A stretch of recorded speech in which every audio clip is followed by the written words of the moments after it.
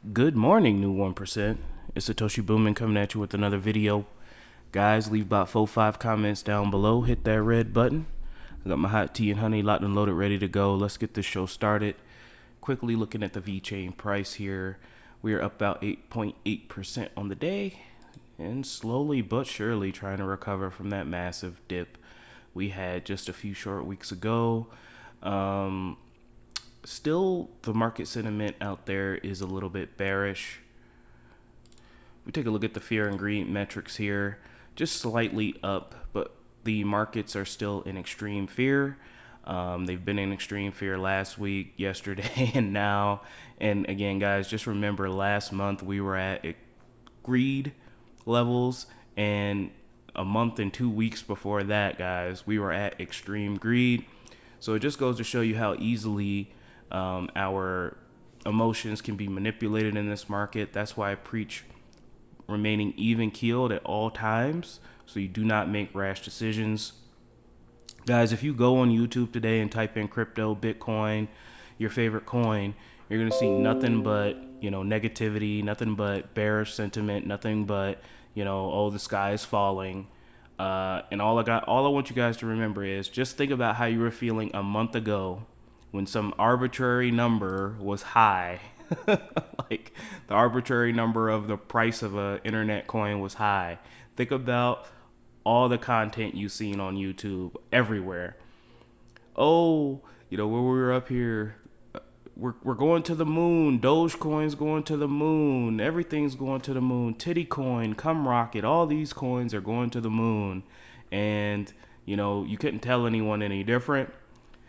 A short dip like this, it's a very sharp correction, and now everybody's running and tucking tail and saying how the bull market is over and crypto's done and yada yada yada. So we're not going to listen to that, guys. It's so easy to be swayed. And again, check out my video yesterday about, if you seek FUD, you will find it.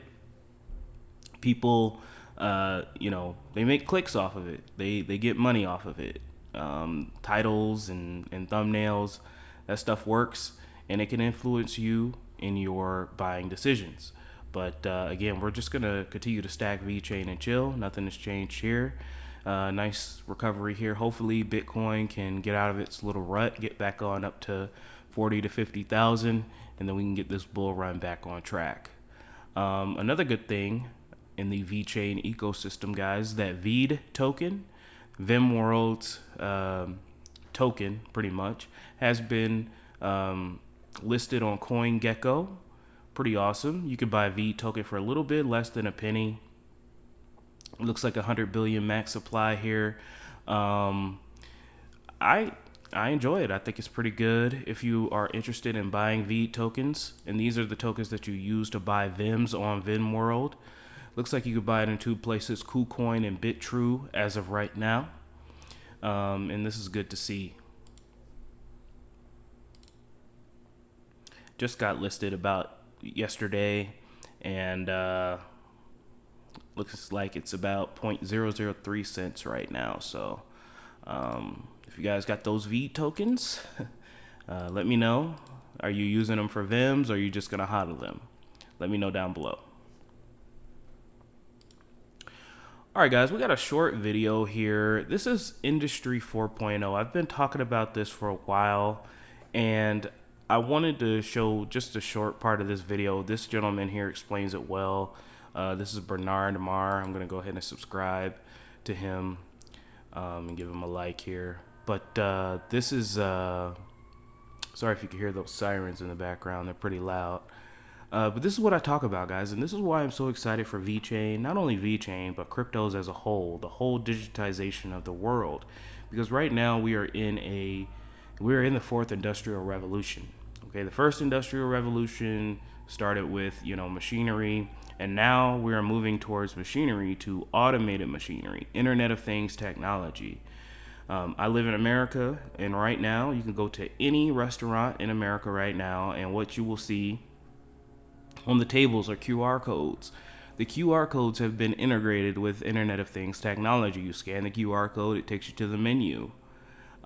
People have smart TVs People have smart refrigerators. People have smart toasters. People have smart coffee makers. All these things connect to the internet and try to communicate in order to make our lives more automated and more labor less intensive. Now, there are a number of issues that come with Industry 4.0 and automation. Number one being meaning. A lot of people tie their job to their life's meaning. And when you get automated out of that, that can cause severe depression, lack of focus, lack of will. Number two is displacement of careers. If you're not on the up and up, if you're a blue collar worker who isn't really into Internet of Things technology and isn't really in the know, you're going to get left behind and displaced. So you're going to have to redo your skills. But there's a number of great things that happens in Industry 4.0. The creation of Sophia, the creation of these decentralized networks, being able to have a smart refrigerator, like that's pretty cool. Things, Industry 4.0 gave us things like Amazon and 2-day shipping, medical advancements the world's never seen before. So let's take a quick look at this video. We're only going to watch about a couple of minutes of it. And this gentleman explains it really well.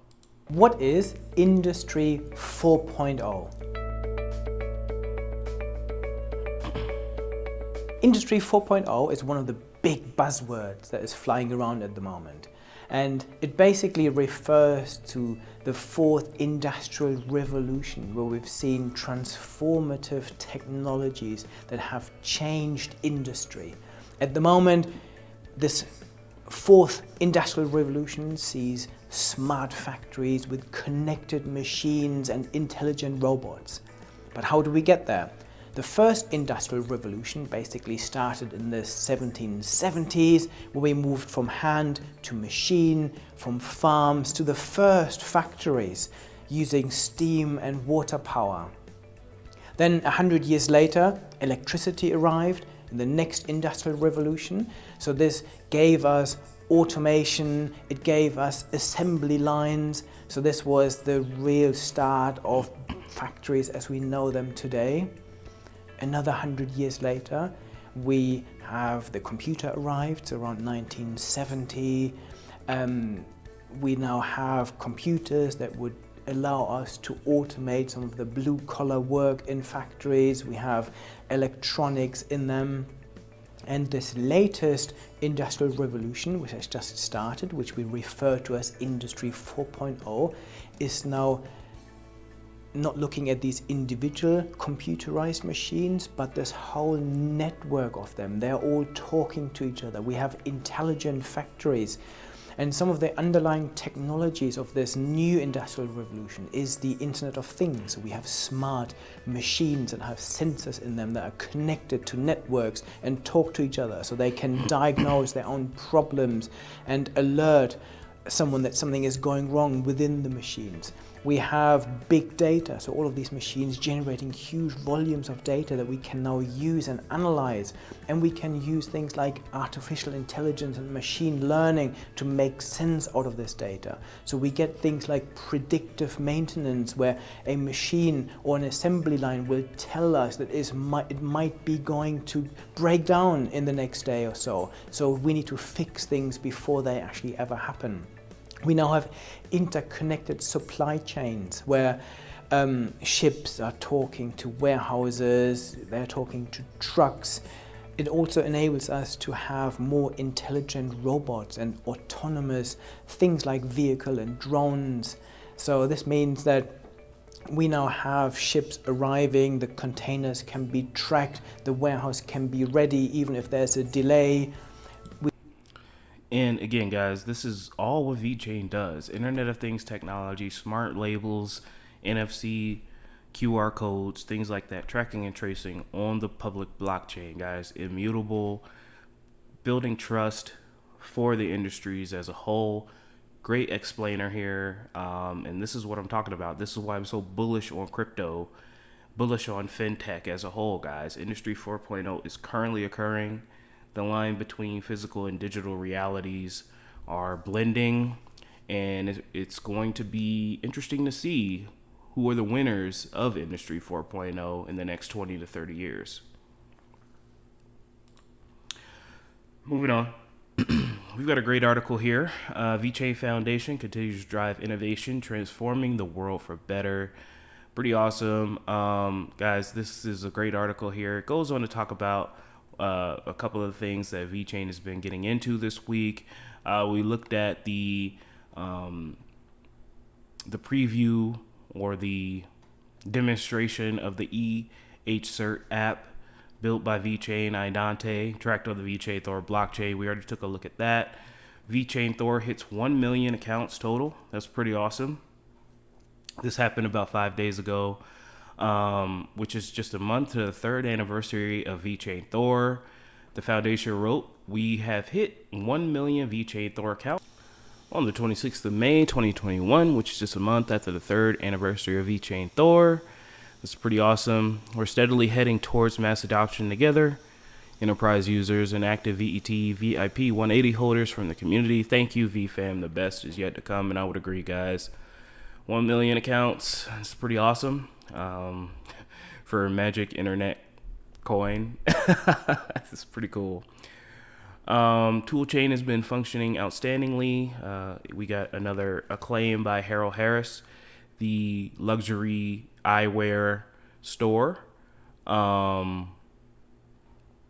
They just hopped onto the VeChainThor blockchain to track and trace 220 exclusive shirts on the VeChainThor blockchain. So yeah, it's pretty awesome, guys. Couple of news and nuggets from the week. Moving on. We've got UBIQUITY here.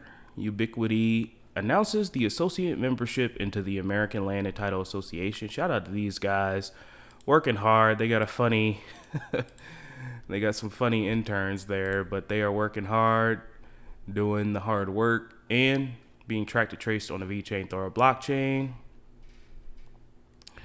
And then also looks like they got another accolade here. Announces the bronze membership into Property Records Industry Association as well. So they're definitely doing the dash, and it's good to see real estate getting on.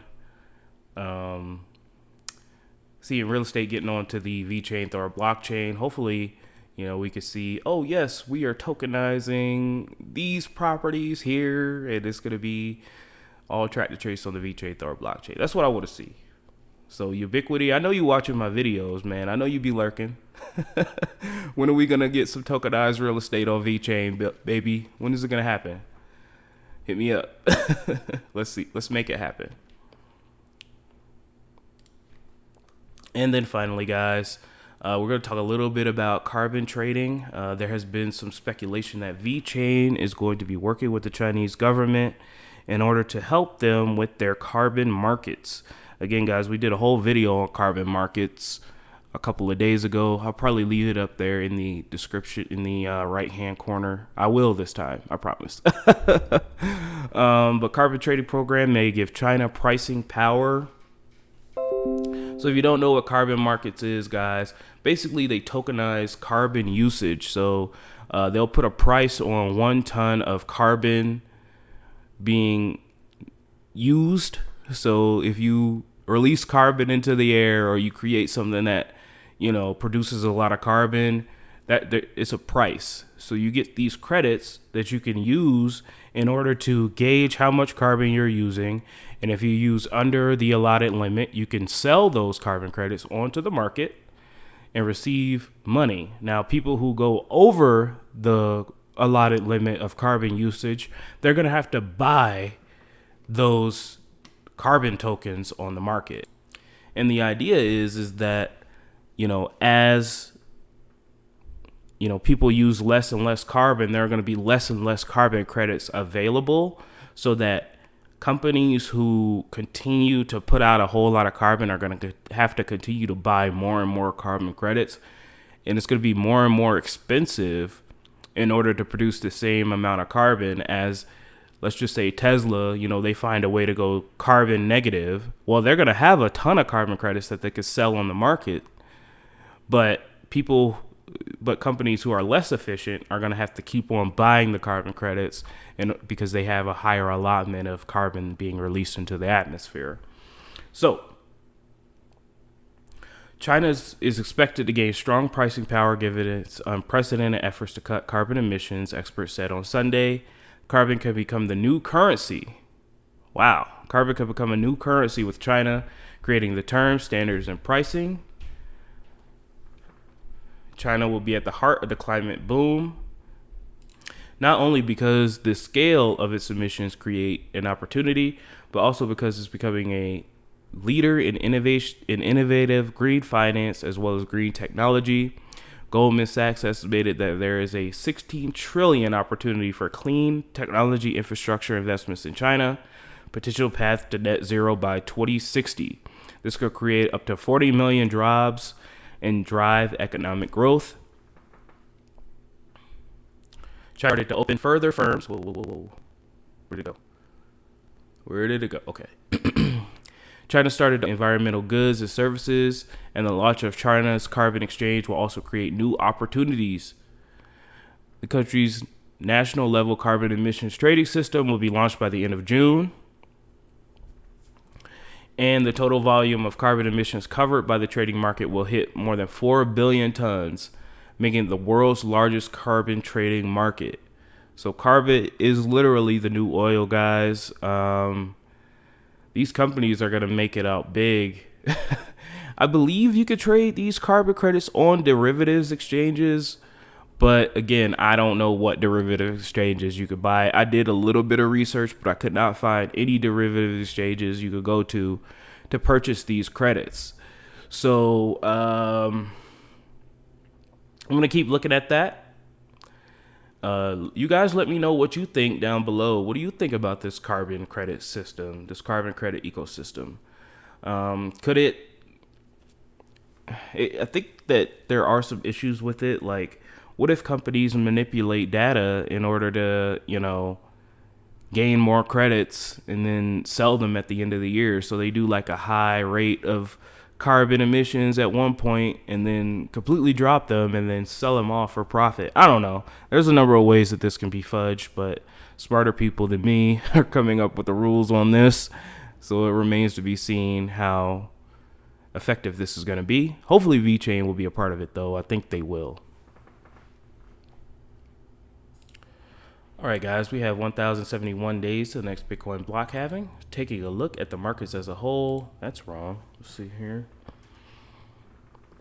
Things are moving in a positive direction here. Ethereum is almost back to 3,000. This is pretty awesome. Hopefully, it could get back to 3,000 and hold 3,000. Bitcoin needs to get back to 40K and hold 40K.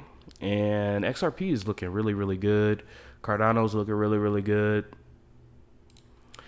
A lot of the coins in the top 20 are looking really good. VeChain's doing really, really well. Hopefully, we won't have another dip, but we'll see. Anything pumping super hard? Not crazy. The graph is up. Sushi Swap, Solana. All right, guys. Well, that's all I got for you today. I'd like to give a shout out to our wonderful Patreon subscribers: AJ, Brick, Alec, Housepike, Harris, Sergio, Lassie, Niels to the Fernline, Jeffrey, Ethan, AmericanHomeRemedies.com, Maryland for Crypto, Bruce Wayne, Fruzed In, Brady Adams, Joe Jimenez, Kyle Bocci, Crypto SVT.si, Eric Parra, Edited the Voice for the People, HBDSouthBay.com, Ryan Ingram, Daniel A, Crypto Chemtrails, Climax CH, Angela Schroyer, Craig Wadding, C-Vale, Maker, Dow, Crumbs, Bearder, Leon Jackson, Jacob Connor, and Yaya. Thank you so much, guys, for your wonderful support. I love each and every one of you. Don't let your memes be dreams, and I will talk to you shortly with the Cardano updates. I hope you enjoyed that video. Have a great day, guys. Enjoy this beautiful weather out here, and I'll talk to you soon.